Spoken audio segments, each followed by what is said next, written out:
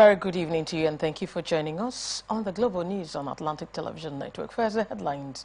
Navy SEALs building news for illegal refinery. Ohanese President General Iwanyanwu is dead. AGF stops security agents against detention. Senate vows to expose economic saboteurs.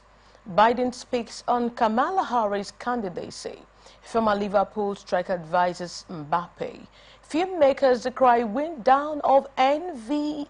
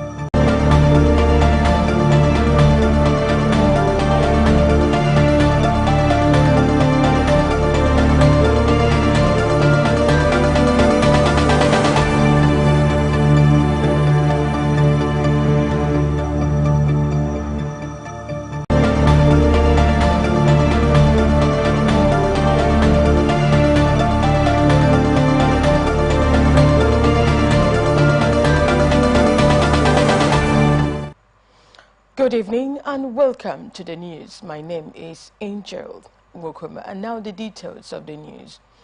Nigerian Navy ship Pathfinder has uncovered and says a private residence converted into an illegal refinery in the Okwozi community of the Ogba Ebema Ndoni local government area of Rivers State.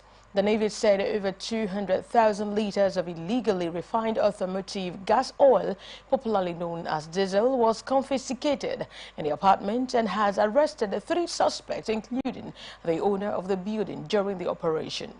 The commander NNS Pathfinder Commodore Desmond Ibo, who disclosed this in Port Harcourt after leading a military team to the illegal refining site, said the illegally refined product was siphoned from pipelines and barged in sacks and several tanks in the compound. He also said the discovery followed the mandates of the Chief of Naval Staff to all naval formations to combat crude oil thefts and related vices in the Niger Delta region, stressing that the prime suspect and owner of the building had been arrested alongside one of his boys. The NNS Pathfinder commander said the suspect would be handed over to the prosecuting agencies, while the compound will be sealed till further notice, and advise youth in the area and in the region to engage themselves in meaningful activities and shun being used as tools to sabotage the nation's economy.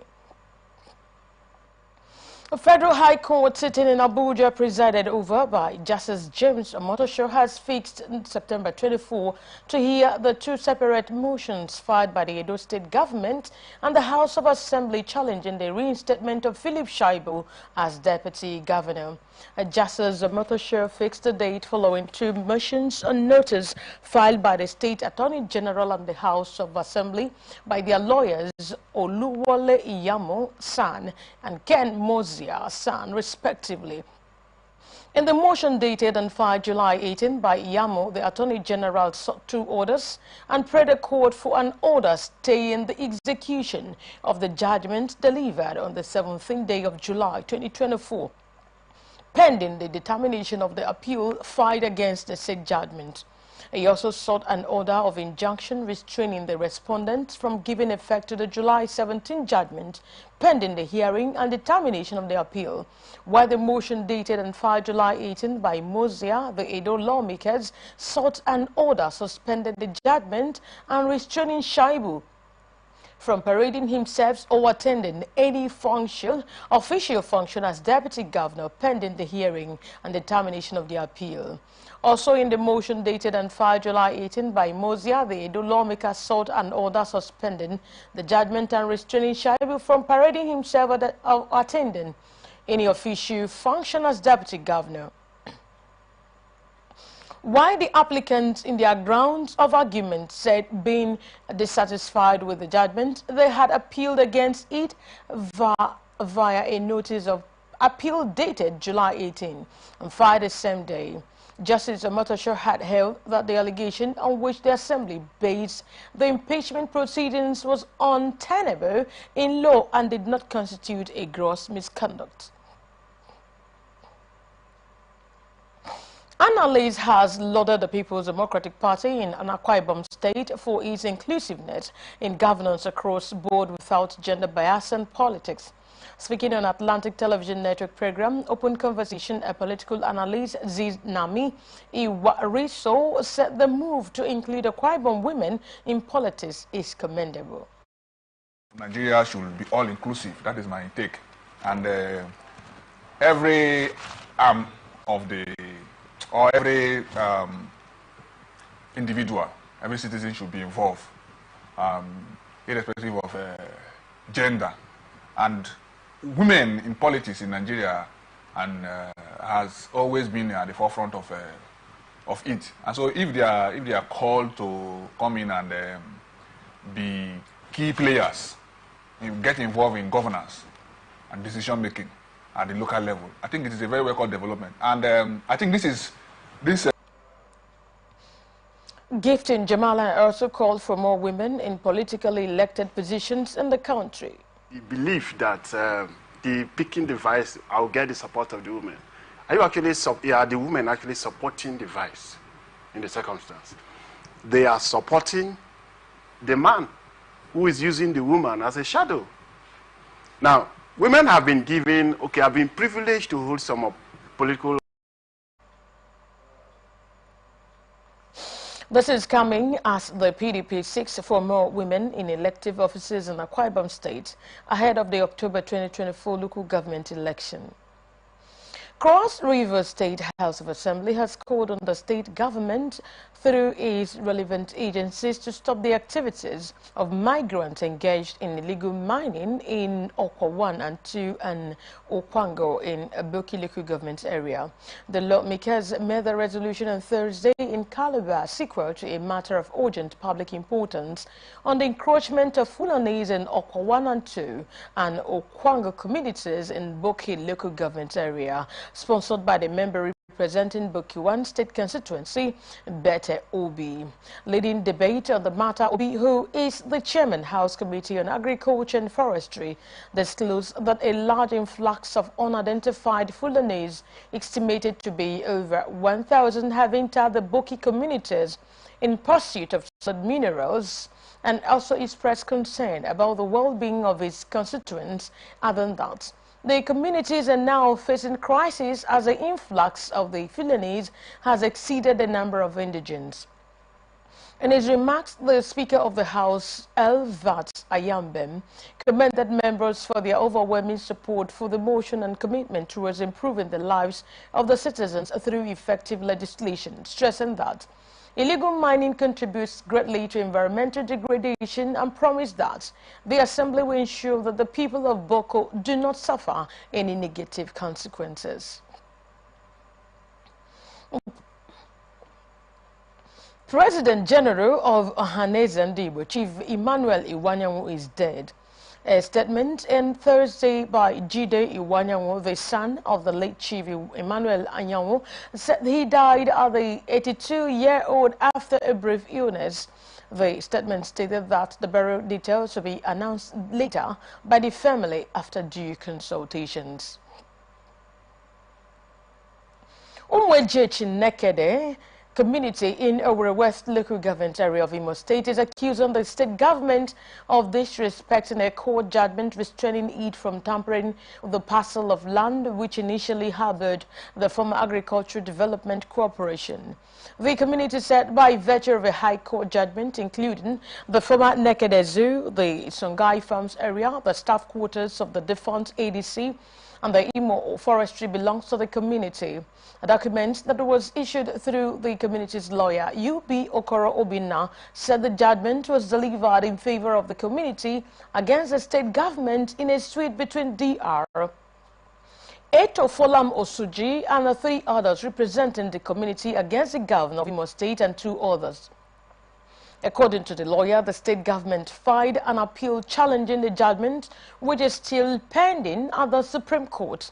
Other than that, in spite of the clear orders of the court restraining the government and its privies from further trespass on the land, it still went ahead and concluded plans to build a hotel on the land in spite of the pending appeal at the Supreme Court. The community also said the government refused to allow the court to exhaust the litigation process before taking further action. Lagos State government says that 23% of the 2024 budget has been spent on infrastructure renewal and development across the state. The State Commissioner for Economic Planning and Budget, Okwe George, who discloses during the year 2024 budget consultative forum Ikeja division held in Agidimwe, Ikeja, explained that the forum was held to inform the public of the government's plan for the rest of 2024 and the focus areas for the year 2025 and to promote citizens' participation in budget preparation.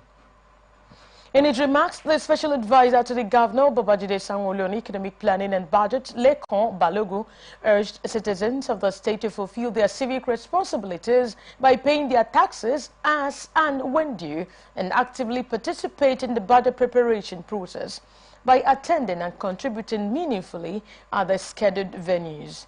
He mentioned that virtual attendance had been arranged to ensure all interested members of the public could participate and also highlighted the importance of citizens' engagement in the budget process.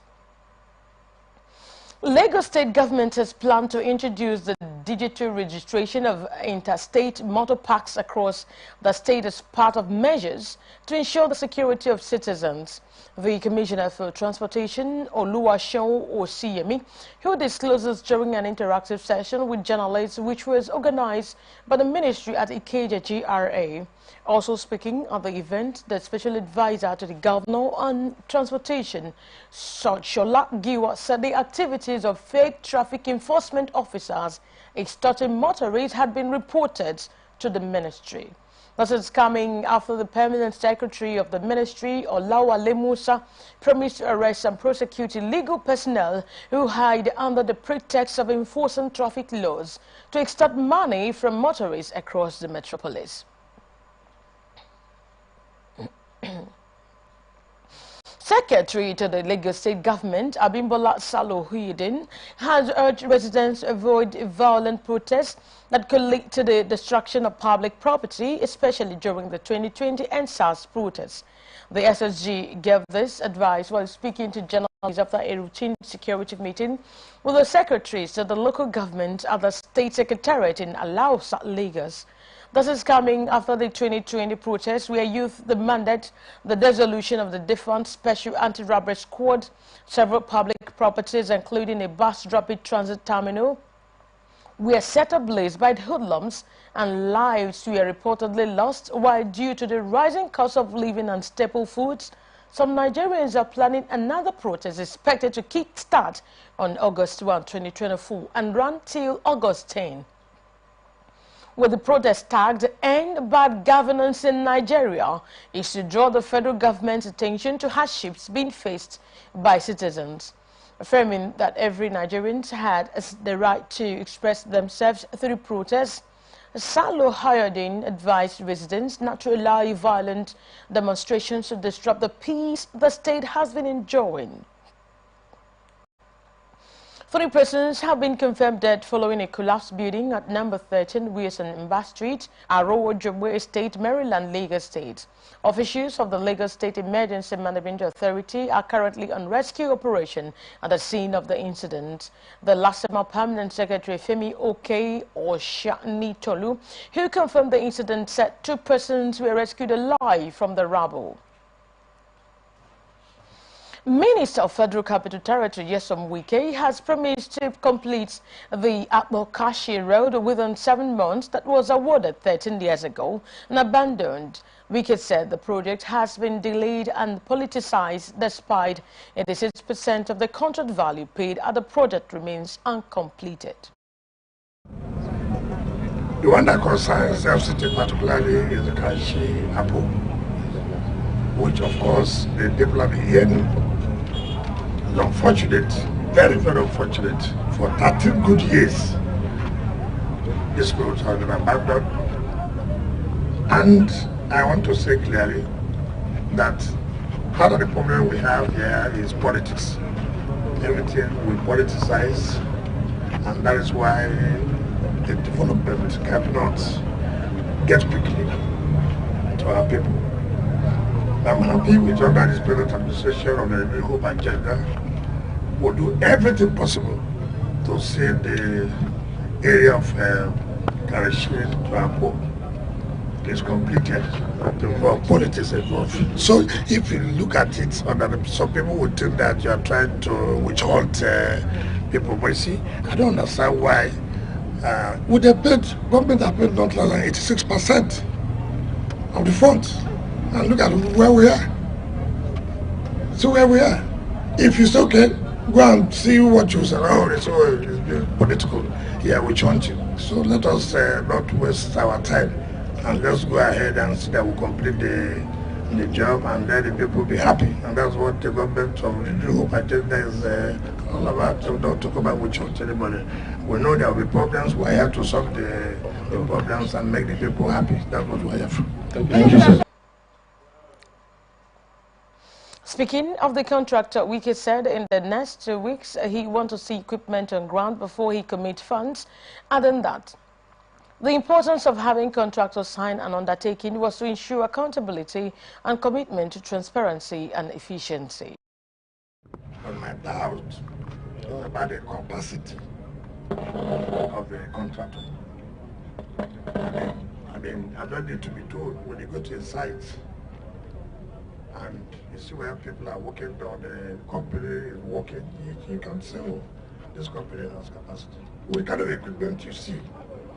You can go home and sleep. We have been to several sites.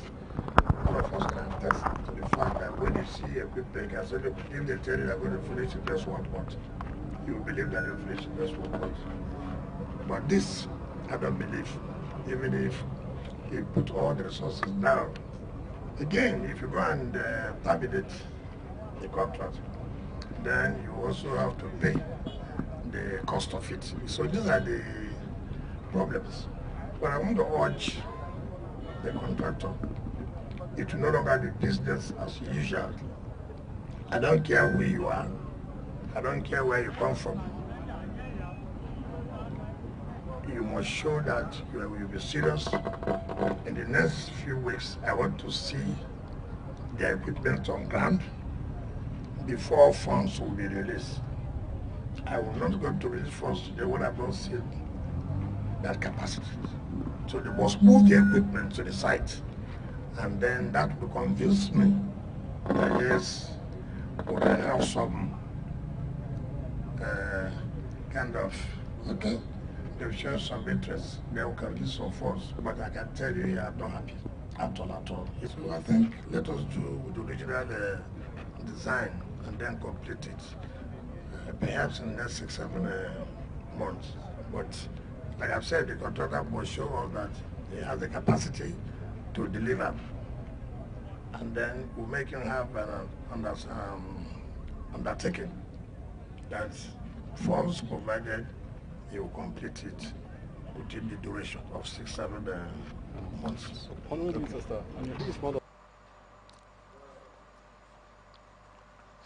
Minister of the Federal Capital Territory, Nyesom Wike, has called on the FCT residents to shun any planned protests on the nation's capital, Abuja.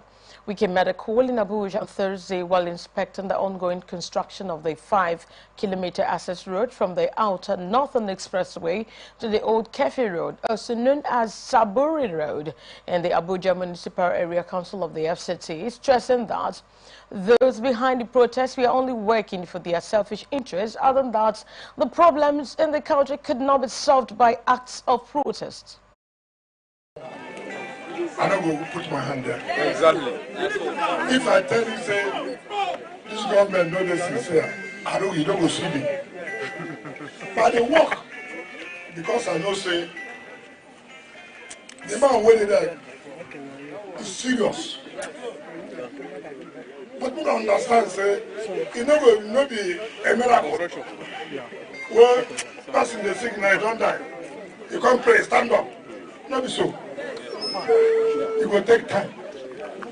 I know the best one of the past through. Now our own sacrifice one of they make for things to get better. So I tell her, I say, if this government no go do well, you no go see me here. You no go see me. But because I know say the person where the president, me I know. I make I take this appointment too. And I'll tell me, not be say I dey look for appointment. Me, I want work to help Nigeria too. That's why I so, when you see somebody, when they look on party like they find people who go support them to change Nigeria. And that is why we must be patient. I don't say the hunger don't make us no more patient. You cannot be so. Yes. At the time I say, look. Wike, who admitted that there is hardship in the country, reassured that the government is sincere, committed and working round the clock to provide the needed succor. Maybe these people, when they know them for power, they are up there, if they know them for power, make everything spoil. But I don't follow those people. And the hell that I talk. Yes. Don't follow those people at all. To when they say they want to protest, they protest with it. See, before for Abuja, and I said things need to work, not so. Yes, sir. Not so. Exactly. Things don't they work now. Yes, sir. Which means they hope there now. Yes. So what did they come to say made in protest to go where? Don't go anywhere. No, those people, what I tell you, those people when they turn and say, well, I go protest, now lie they talk. Make their children come out to go to the protest. Let them come now. So what are they telling us? Say, just one of this small patient. After all, don't lose hope before. So nothing will happen this way when they will do it. But like they do it, which means hope they come back. And I was sure I said this hunger, it will reduce very soon. Because I believe in the government of Tinubu. I don't tell her I say things will spoil well. I don't tell you. So this policy now when they bring to make sure to repair those things, now wouldn't they affect us? But now short time. Now short it go better. So as I don't tell on this one, what they do one. Anything I talk, believe me. What can do? I think I know what to do. What can do? Anything I tell her, how can I believe her? Mr. Project. So as I tell her, the president is serious. Mr. Project. To change what in they happen, not gonna believe me. What I know say, this suffer, not temporary suffer. And I'm sure now this one, this suffer wedding and not temporary suffer. Also responding to a request by a member of the Saburi community for the provision of a police station and health care center in the community, Wike assured that they would be provided in due course. Other than that, AMAC Chairman Christopher Zaka May Kolongo will provide them with a health center. Function. Yes. Health center is one of their functions. So look at these people. The house of health center and police station. Why you don't fit? Why we go divide them now? You will take one. I will take one. Me, I will tell the police station immediately. You will go to the health center.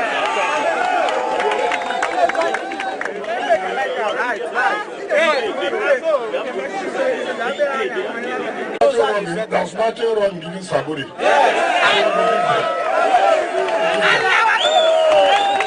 So you take your help, how do I will do? Take your help. I'll give the health center. If you know to a book, me, as I go now, I will tell, luckily we'll get security meeting there, you go come there. So now you go show us what we'll do there for Saturday. You understand me? So now I can't tell on that.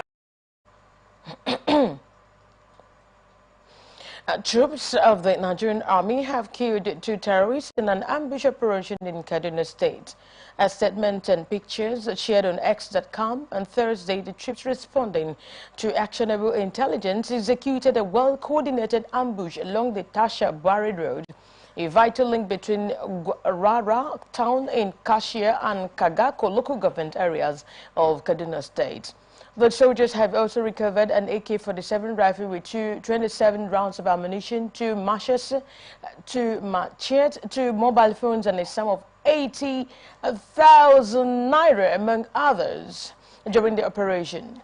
The Nigerian Army described the operation as a significant blow to the terrorist network operating in the state. While commending the troops for their bravery and professionalism, the Army assured the public of its unwavering commitment to combating terrorism and ensuring the safety of the citizens.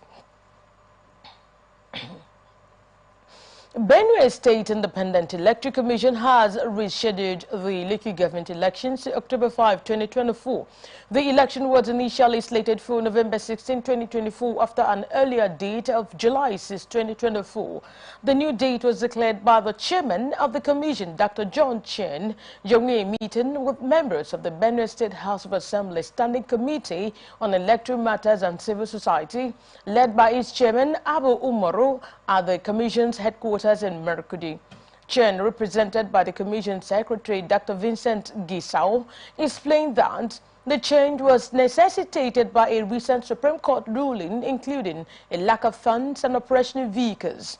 Earlier, the chairman of the Standing Committee, Umaru, urged the Commission to organize the local government elections promptly in the light of the Supreme Court's ruling that declared caretaker committees at that tier of government illegitimate. Other than that, the importance of meeting the deadline set by the Apex Court was for elected councils is in place, warning that failure to do so would adversely affect local government administration in the state. National Drug Law Enforcement Agency, Kano State Command, has secured the conviction of 22 drug dealers in the state.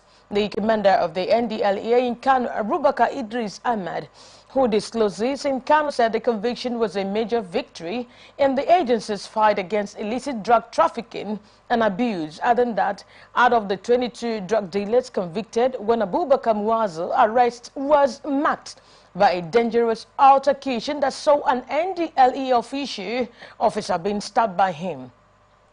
The narcotics commander said the command would continue the fight against drug trafficking and abuse and prosecute those culpable. Idris Ahmad commended the chairman and chief executive officer of the agency, retired Brigadier General Mohammed Bubamawa, for his unwavering support and commitment to the fight against drug abuse. Other than that, no amount of intimidation or violence would deter the agency's operatives from pursuing and bringing the perpetrators to justice. He solicited the support of the general public and urged them to remain vigilant and report any suspicious activities related to drug abuse and trafficking to the agency. You are watching the Global News on Atlantic Television Network. We will be back after this short break. Please stay tuned. Corruption not in my country. Driver, why you just dey jack us up and down like this now? I hope nobody carry belle. Why you ask oh? Because this road where they see so, it no guarantee safe delivery. We just dey vote for government, but we not get good governance. At all. Road so e no dey. Light o usa. The infrastructure nko, e come turn to be forbidden fruit for the city.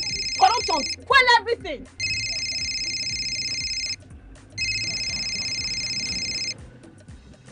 Hello? Hello, madam.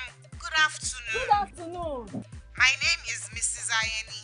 I am calling from the Ministry of Humanitarian Affairs. Okay. Okay, I've been expecting your call. Madam, remove this your phone from loudspeaker. No, no, vex. Now my phone be like that. Hello? Are you there? I I'm hearing you. Yes, we saw a copy of your invoice for computers, printers, and laptops. Yes. Are you working on them now? Ma, the prices you quoted are way too high now. Madam, sorry, please don't cost. We found the laptop you said is 1.8 million naira for 600,000 naira. Hello? Now my body network there. I can't hear you. Network is bad. Madam, we can hear you. Continue. Hello, I can't hear you. I will call you back. Their behavior not good now. Madam, now this kind behavior they kill our country. You suppose do things differently. Make Nigeria for better. Corruption not in my country. This message is brought to you by the Akinfade Foundation, the MacArthur Foundation, and with broadcast support from Atlantic Television.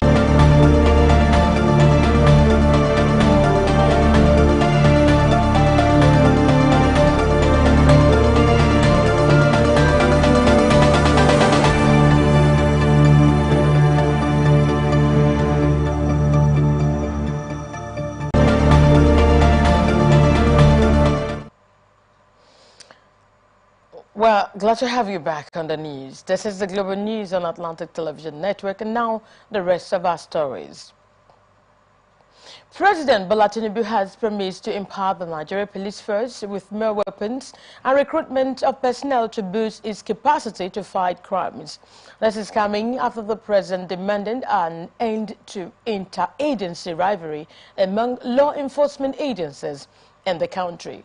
He expressed concern about the rising cases of cybercrimes in the country. Other than that, it takes synergy among security agencies to tackle the menace. The president, represented by the Minister of Communications, Innovation and Digital Economy, Boshu Tijani, who spoke during the inauguration of the Nigerian Police Force National Cybercrime Center in Abuja, said the security situation in the country is a complex blend of threats posed by well-organized non-state actors and therefore requires a concerted approach by all stakeholders within the security architecture. He called for the elimination of interagency rivalries and urged law enforcement agencies to embrace a coordinated, collaborative approach and assured Nigerians that his administration would invest in the procurement of arms to ensure the police force was well equipped. Analyst has advocated for development commissions that will help accelerate technical skills of Nigerians towards enhancing innovation across the country. Speaking on Atlantic Television Network program Blowout, a socio-political analyst, Ekiye, said proliferation of development commissions is not necessary at the moment. A team, commission or committee for these zones, that would have been wonderful. But now this commission will be empowered with resources. The government will still be stressed again to borrow more money to fund this commission. They think we can't fund these commissions right now? You see, when you are talking about helping and growing this economy that is almost dead. Ekiye also said the newly established development commissions was at the expense of a already dwindling economy. Creating more avenues for expenditure. Rather, you should be creating avenues for revenues. So my appeal to Mr. It should not be the kind of commissions that will sap us right now. So, Mr. President, it's a good thought. Most of this commission that Mr. President comes up with is as a... This is coming after the president signed the bills into law to accelerate development across the geopolitical zones in the country. President Bola Tinubu has assented to the Northwest Development Commission Establishment Bill 2024 and the Southeast Development Commission Establishment Governance, Security and Human Rights, which he claimed to be momentous as it addresses some of the most pressing issues facing the country. Other than that, law enforcement agents must do their due diligence where people are languishing in detention cells beyond the time allowed under the Constitution or by order of the court will no longer be tolerated.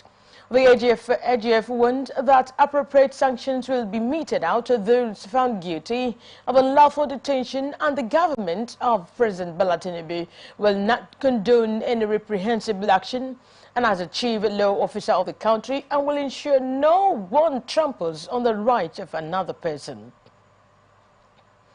A family of the late military state head of state, General Sani Abacha, has appealed to challenge the High Court judgment affirming the revocation of their property by the federal government. This is coming after Justice Peter Lifu of the Federal High Court in Abuja had dismissed the family's lawsuit challenging the revocation of their property located in the Maitama district of Abuja.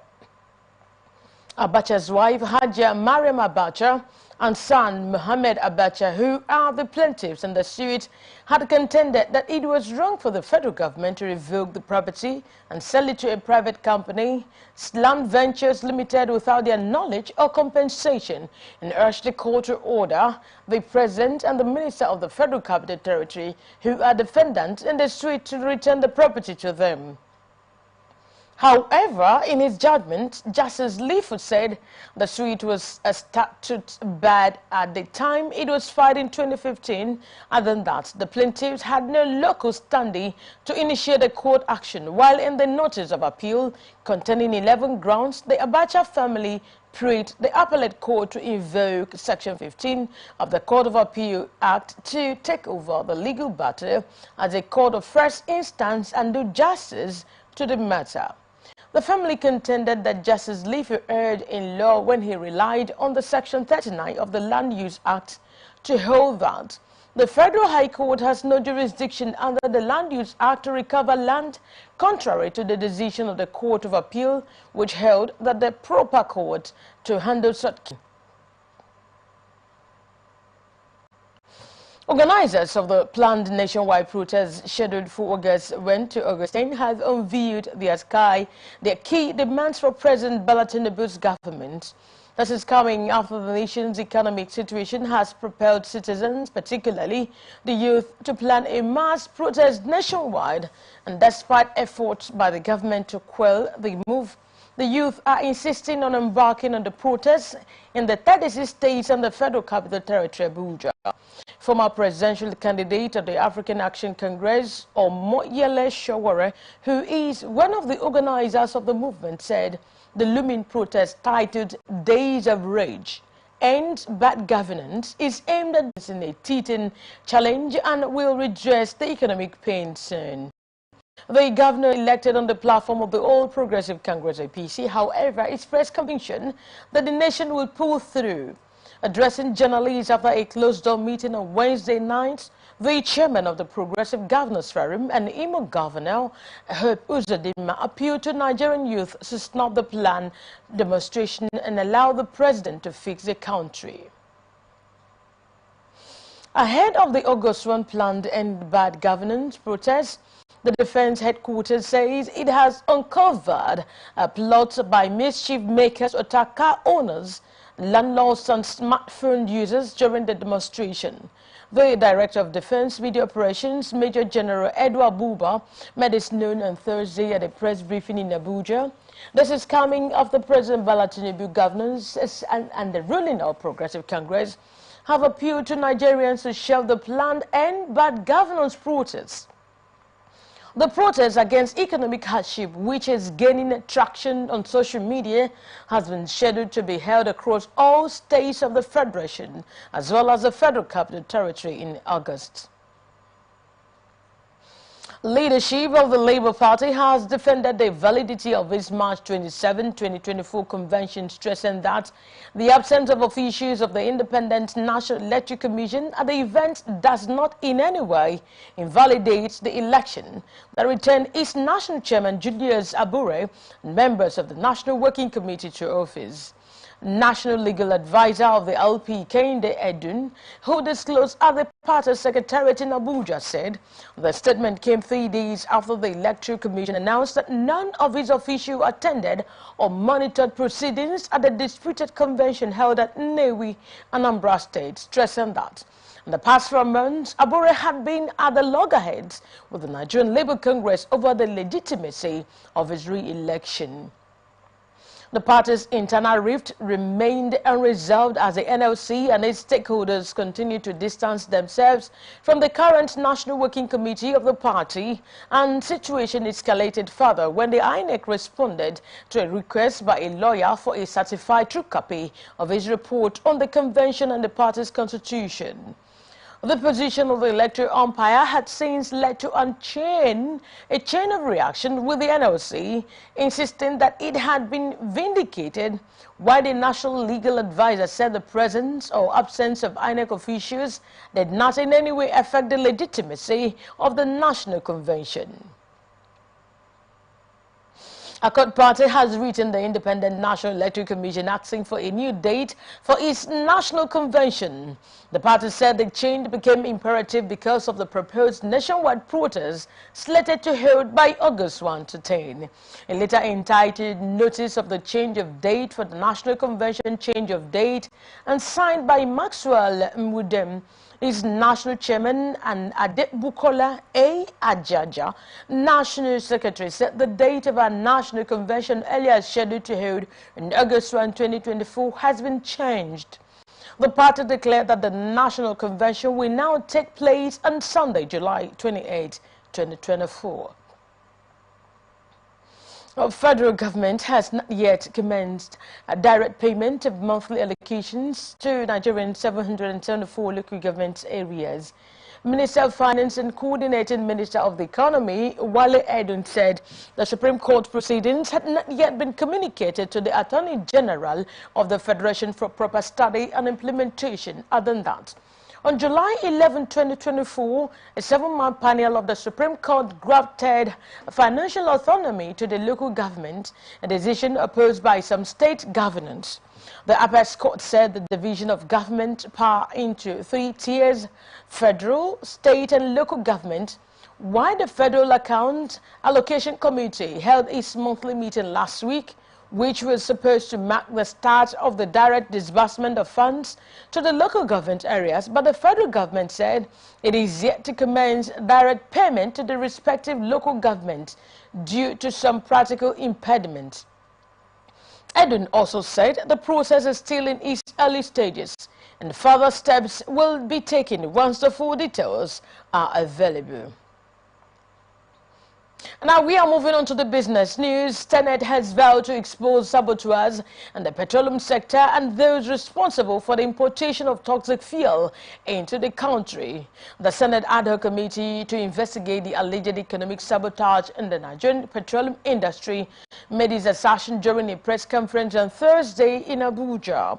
The chairman of the ad hoc committee, Senator Opeyemi Bamidele, who is also the majority leader of the Senate, flanked by all members of the panel, said they will address fundamental issues that pose grave threats to the economic prosperity, physical stability and public health of the country.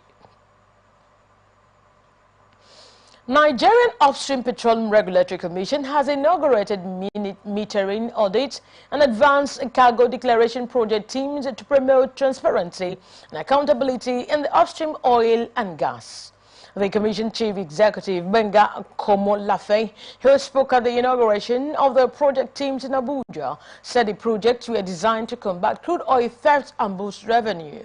This is coming after the Federal Executive Council had approved a $21 million contract to audit metering and measurement equipment in the 187 oil flow stations in the country and put in place an advanced cargo declaration solution. These initiatives are earlier announced by Minister of State for Petroleum Resources, Senator Henikin Lokbabiri, aims at enhancing monitoring and accountability in crude oil production and distribution, stressing rampant oil thefts, while inaugurating the project monitoring teams announced a 4-month deadline for the completion of the project. According to him, the initiatives were in line with NUPRC's mandate to ensure optimal government revenues from upstream petroleum operations as specified in the Petroleum Industry Act 2021, while the project will be executed by the PE Energy Limited and P-Line Energy.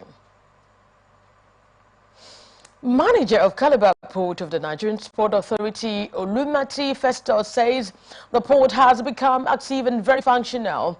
He spoke through the port legal officer, Barrister Ekanem Basi, who represented him when the Manufacturers Association of Nigeria paid a familiarization visit, said in order to attract and discourage manufacturers, exporters and importers from using other ports, in Calabar Port now offers numerous concessions and waivers to help utilize the ports.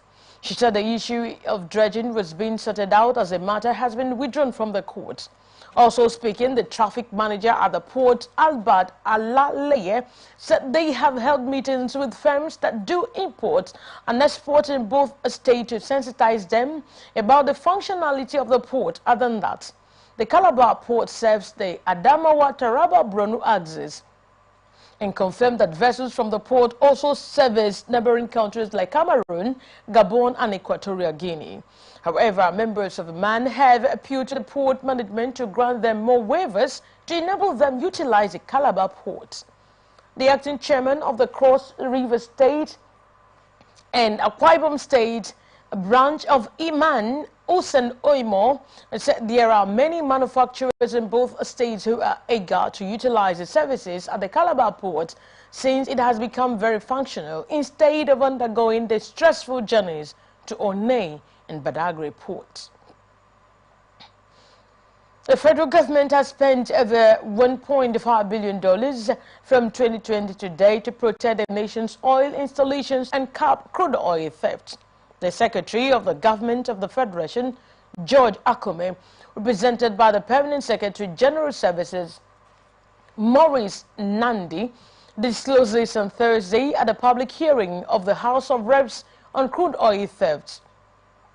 Akume said the Nigerian Extractive Industries Transparency Initiative reports that over $46 billion worth of stolen crude were stolen between 2029 and 2020. The House had set up a special committee headed by the chairman of the House Committee on Petroleum Upstream, Ado Doguwa, to investigate the losses in the oil and gas sector. Additionally, Speaker of the House, Tajudeen Abbas, represented by the Deputy Speaker, Benjamin Kala, said $10 billion has been lost in 7 months in crude oil theft and no magic can remedy such a loss. Owners of local refineries in Nigeria, including the Dangote Petroleum Refinery, say they can help the country stop the importation of refined petroleum products in 18 months if the federal government works with their plans. The refiners who spoke under the aegis of the Crude Oil Refineries Association of Nigeria said there are other refineries at different stages of completion to join the 650,000 capacity Dangote Petroleum Refinery. Koran Publicity Secretary Eche Idoko said the Dangote Refinery and others in the country can satisfy the fair needs of the nation, while the Chief Executive of the Nigerian Midstream and Downstream Regulatory Authority, Farouk Ahmed, said the country would not stop fuel importation to break the Dangote monopoly and ensure energy security. The current official argued that there was no way the government would tackle rising inflation if it did not address the high cost of fuel, especially by working with the local refiners. Other than that, Nigeria has enough crude oil to feed Dangote and other refineries, stressing that crude theft has been the major challenge to the upstream sector. The current official said the international oil companies are supposed to sell crude oil to local refineries at a price lower than the international price, and asked the federal government to ensure that crude oil is sold in naira and not dollars, stressing that it would reduce the cost of fuel production and pressure on the local currency. House of Reps has a premise to intervene in electricity bill hike and disconnection of the University of Jos from the main power supply. The Jos Electricity Distribution Company, in its reclassification of electricity consumers, classified the university under its Ban A distribution. Other than that, the development resulted in high bills, leading to disconnection of the institution by the Electricity Distribution Company. Vice Chancellor of the institution, Professor Tanko Ishia, disclosed this during the visit by members of the House of Reps Committee on University Education to the university. Professor Ishaya called on the committee to intervene over the disconnection of the school from public light by the Electricity Distribution Company after plunging the community into darkness for over a month.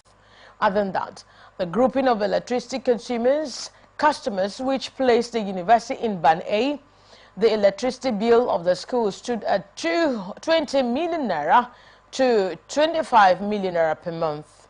The Vice Chancellor said since the university could not meet up with the payment, he asked the JEDC to remove it from Band A, and then that the management was finding it difficult to pay the regular bill of about 25 million naira per month, while Chairman of the House Committee, Honorable Abubakar Fulata, said such a hike was unacceptable, promising to work with other relevant committees, ministries, departments and agencies and stakeholders to ensure the issue was addressed as soon as possible.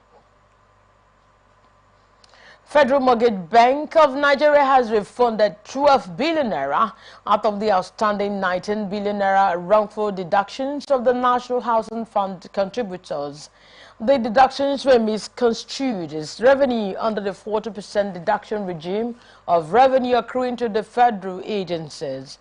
The Managing Director and Chief Executive of the bank, Shehu Osidi, who discloses at the Federal Mortgage Bank of Nigeria Day at the 18th Africa International Housing Show 2024 held in Abuja, said the federal government in 2023 commenced the implementation of an automatic 40% deduction of internally generated revenues of the federal universities and other partially funded institutions across the country.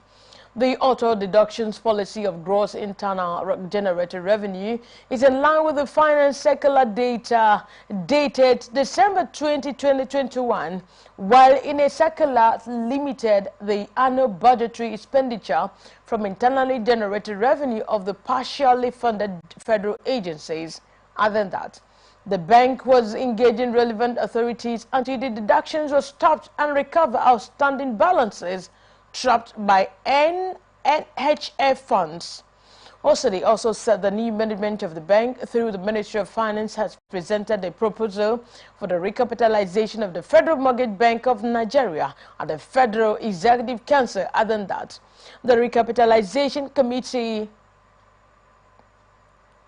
included the Federal Ministry of Finance, Bureau of Public Enterprises, Ministry of Finance Incorporated, and the Federal Ministry of Housing and Urban Development.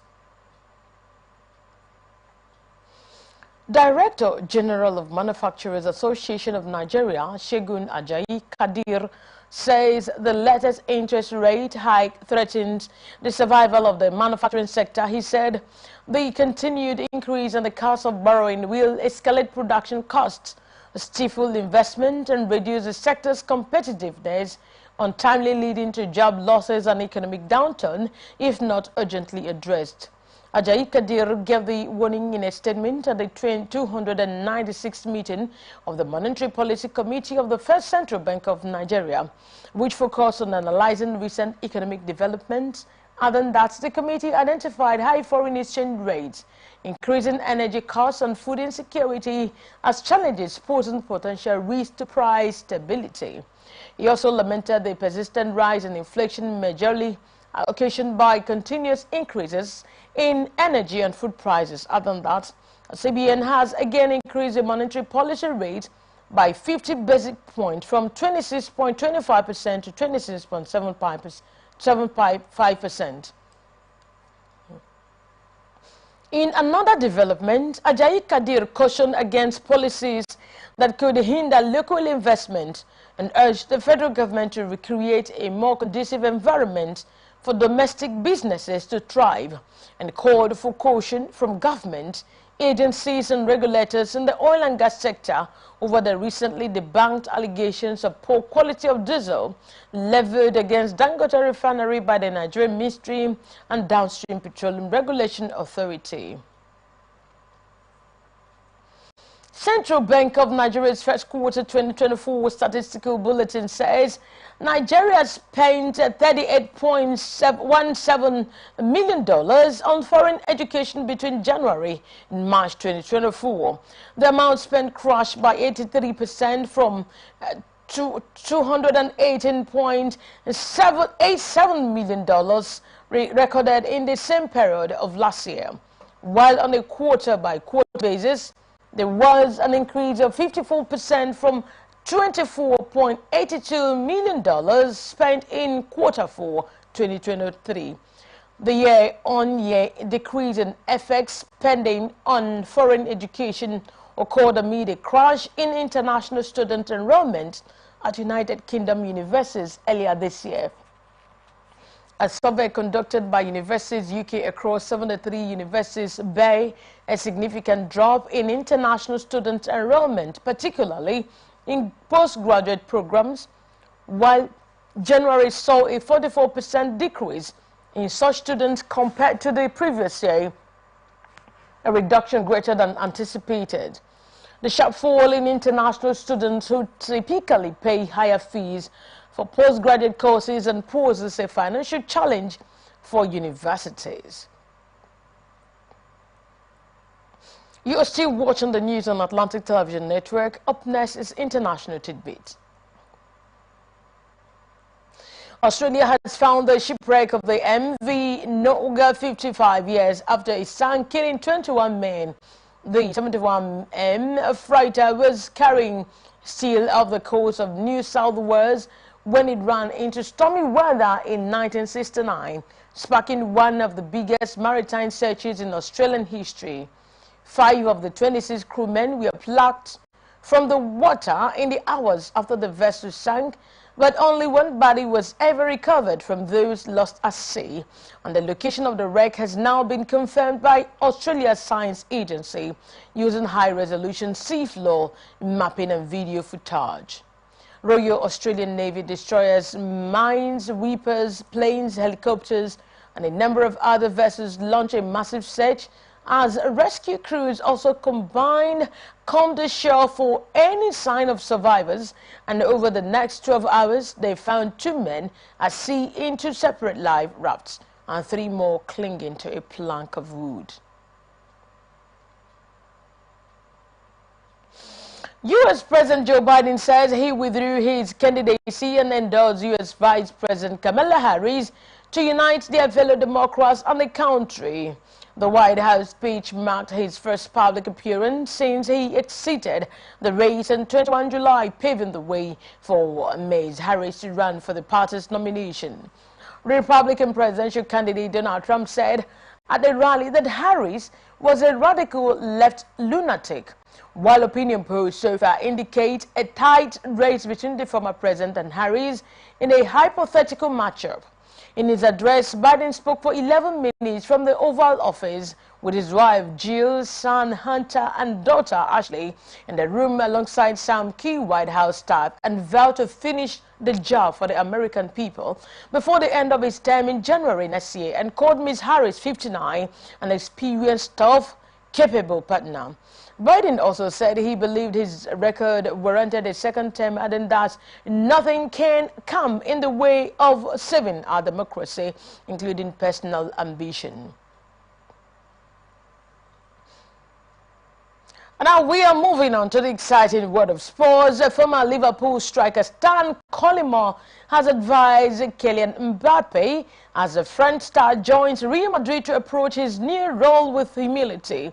Collymore, who was once a British record transfer to Liverpool, shared his insight with Cut Offside on Thursday. He stressed the importance of Mbappe navigating the dressing room dynamics carefully, stating that Mbappe was a Real Madrid fan as a kid, or that he had Cristiano Ronaldo posters on his wall. The former striker recalled his experiences at Liverpool, where he faced challenges integrating with the team, and warned Mbappe about the potential pitfalls of being perceived as arrogant or entitled. And now we are moving on to the entertainment news. Stakeholders in the Nigerian film industry have appealed to the federal government not to wind down the National Film and Video Census Board as it begins implementation of Oronsaye report. The filmmakers who made the appeal in Abuja said NFVCB should be retained as a regulatory agency for the motion picture industry.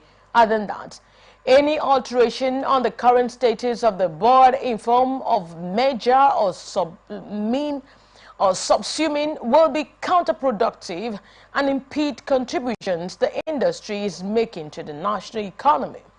Veteran filmmaker Paul Papel said Nollywood was too large to be without a specific agency like the NFVCB to regulate its affairs, and acclaimed for directing the 2021 war action drama film Eagle Wings, which played a critical role in ensuring that Nollywood keeps its sanity. Habib Mohammed, National President, Motion Picture Practitioners Association of Nigeria, said it was not possible for such a regulatory body in a critical sector to function effectively as a department. And that's it on the global news for tonight. Before we go, let's take a quick look at the major stories. Navy seals building used for illegal refinery. Ohanese President General Iwanyanwu is dead. AGF stops security agents against detention. Senate vows to expose economic saboteurs. Biden speaks on Kamala Harris' candidacy. Former Liverpool striker advises Mbappe. Filmmakers decry wind down of NFVCB. And that's it on the news. I am Angel Okoma. Thank you so very much for watching. You can follow us on our social media platforms, at Twitter at Atlantic TV Net, on Facebook and on YouTube at Atlantic Television Network, and on Instagram at Atlantic TV Network. Peace and security and unity are the pathways to progress. Good night.